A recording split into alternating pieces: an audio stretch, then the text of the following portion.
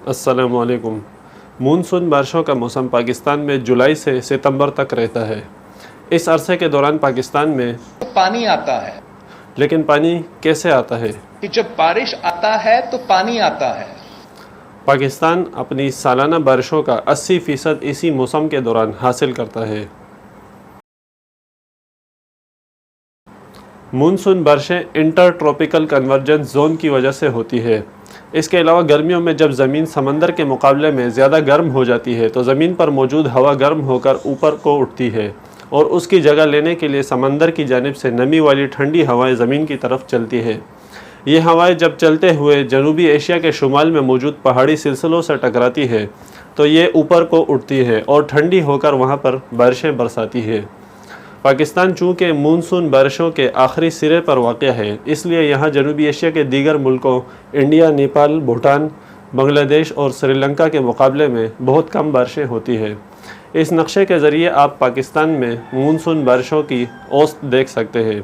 ज़्यादातर बारिशें कश्मीर, गिलगित बल्तिस्तान, खैबर पख्तूनख्वा और शुमाली पंजाब की जानिब होती हैं। मानसून बारिशें पाकिस्तान के लिए बहुत सारे फ़ायदे लाती हैं। पाकिस्तान अपनी पानी की ज़रूरियात का एक बड़ा हिस्सा इन बारिशों से पूरा करता है। पाकिस्तान की आबादी का कुल 37% ज़राअत के शोबे से वाबस्ता है।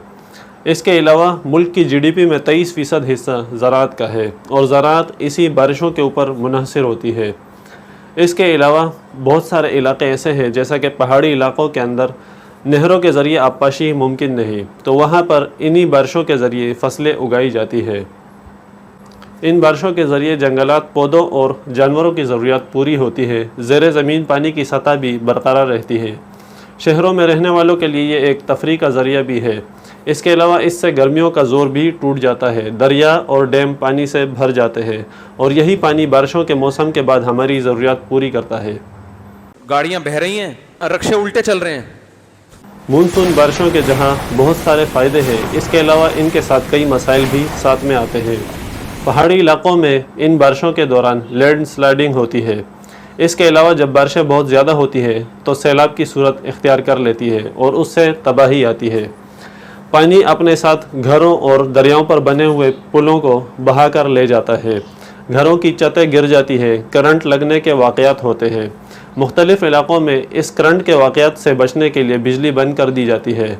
बहुत सारे इलाक़ों में बिजली के फीडर्स ट्रिप हो जाते हैं। सीवरेज का निज़ाम भी तबाह हो जाता है। जहां कमज़ोर सड़कें बनी हो वो भी इन बारिशों की वजह से धंस जाती है। इसके अलावा शहरों में कच्ची ज़मीन और दरख्तों की कमी की वजह से पानी ज़मीन के अंदर जज़्ब नहीं होता और महीनों तक खड़ा रहता है। लेकिन इन मसाइल पर काबू पाया जा सकता है। बेहतरीन प्लानिंग के ज़रिए इन सब मसाइल को काबू किया जा सकता है। वीडियो पसंद आई हो तो लाइक कीजिए, कमेंट सेक्शन में अपनी राय का इजहार कीजिए। अस्सलामु अलैकुम।